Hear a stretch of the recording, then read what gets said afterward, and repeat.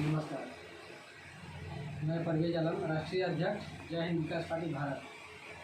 मैं अपने देश की जनता जनार्दन को हृदय से कोटिशा नमन करता हूँ। भारत भूमि भवानी को नमन करता हूँ। अपने देश की तमाम ताकतें जल थल वायु और जय जवान जय किसान इस भावना से उत्प्रोत होकर के तमाम देश की कण कण को नमन करता हूँ। देश की जनता जनार्दन हमारे लिए सब कुछ है। देश ही हमारे लिए धर्म है। देश से बड़ा हमारे लिए कोई फर्ज नहीं है। सबसे पहले राष्ट्रीयता धर्म है हमारा। हम मजहब में बंटना नहीं चाहते। देश को एकजुट रख कर के विकास के पथ पर अग्रसारित करना हमारा परम धर्म है और इस कर्तव्य को मैं हमेशा हमेशा ताउम्र निर्वहन करता रहूँगा। इसमें कहीं कोई कमी नहीं आने दूँगा।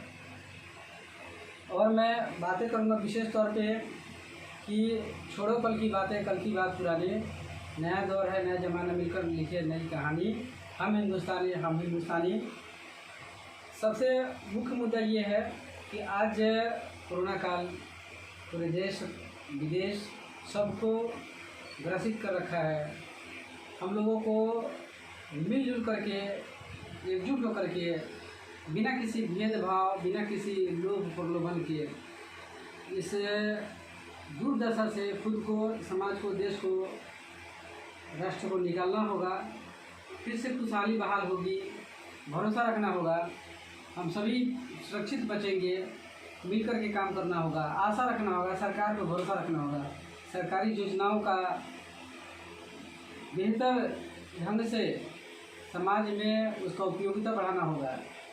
हमारे देश के तमाम कर्मचारियों से मैं रिक्वेस्ट करूंगा, हमारे देश के तमाम जितने प्रशासनिक अधिकारी लोग हैं उनसे मैं रिक्वेस्ट करूंगा, नेता, प्रतिनिधि, मंत्री, संतरी, सबसे मैं निवेदन करूंगा कि वे लोग देश को प्राथमिक स्तर पे महत्व देते हुए देश हित में लगे जुटे, अपने पेट परिवार की बात न करें।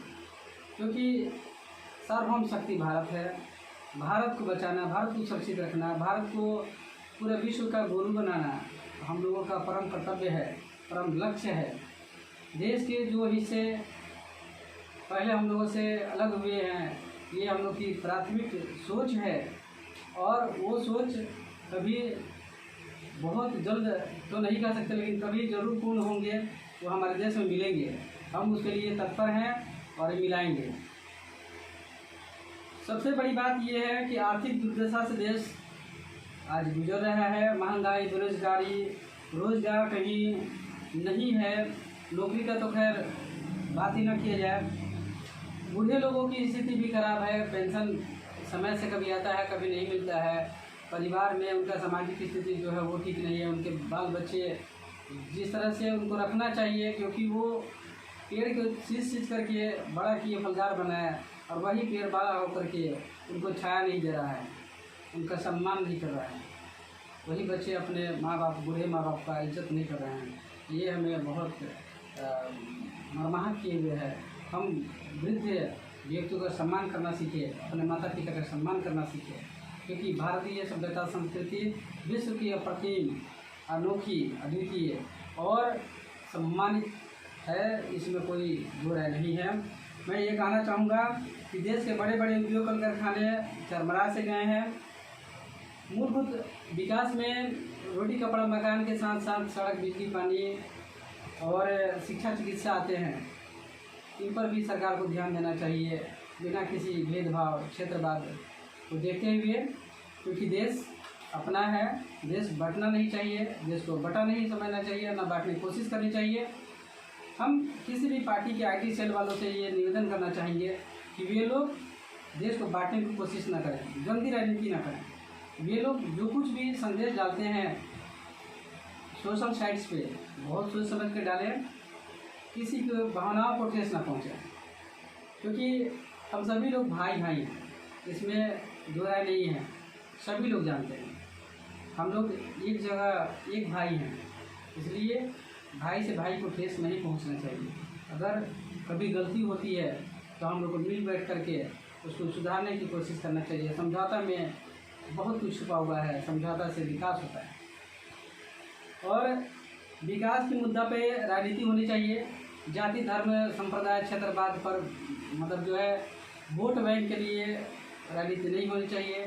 देश की जनता को हमारे नेता भाई लोग वोट बैंक समझ रहे हैं, ये हमें दुखी किए गए। देश की जनता अनमोल धरोहर है, हमारे लिए सम्मानित है, जनार्दन है, उसका पूजा होना चाहिए। वो है तो हम हैं। इसलिए देश की जनता का हम लोग सदा हित का ध्यान रखते हुए उनका सम्मान करना सीखें, उनकी आवश्यकताओं की पूर्ति के लिए अपने आप को दिन रात लगाए रखें। मैं यह भी कहना चाहूँगा कि आज ज़रूरत है कि एक बार फिर से एकता, सद्भाव, सौहार्द, भेदभाव रहित अखंड भारत के निर्माण में हम लोग एकजुट हो जाएं और अपने देश को आगे हिमालय से भी ऊँचे जगह पर ले चलें, जहाँ पे कभी कोई दूसरा देश ना पहुँचे। उस स्थान को दिलाने की जरूरत है। प्राचीन काल की बातों को याद किया जाना चाहिए, इतिहास पढ़ने की जरूरत है। भारत वर्ष पूरे दुनिया का विश्व गुरु रहा है। इसलिए और मैं ये चाहूँगा अंत में कि हम अपने युवा पीढ़ी से, देश के तमाम युवा वर्ग से आह्वान करते हैं, उनका बहुत ही अपने पार्टी में स्वागत करते हुए आह्वान करना चाहते हैं कि हमारे पार्टी से आगे जुड़े, क्योंकि देश की जो भविष्य है वो उनके कंधे पे है, युवा पीढ़ी के कंधे पे है। समाज में अगर क्रांति लाना है तो युवा पीढ़ी को इसका बीड़ा देना होगा, इसे उन्हें उनके हाथों में देना होगा, मसाल उनके हाथों में देना होगा, तभी कोई क्रांति आ सकेगी, तभी कोई विकास हो सकेगा। आइए युवा पीढ़ी का हम अपने पार्टी में पूर्ण उत्साह के साथ स्वागत करते हैं। हमारे पार्टी में महत्वपूर्ण पद में आप जुड़िए, देश का विकास में अपना अहम योगदान दीजिए। धन्यवाद। और आखिरी में मैं चाहूँगा कि आप हमारे नंबर को नोट कर लें, 9931481554। धन्यवाद।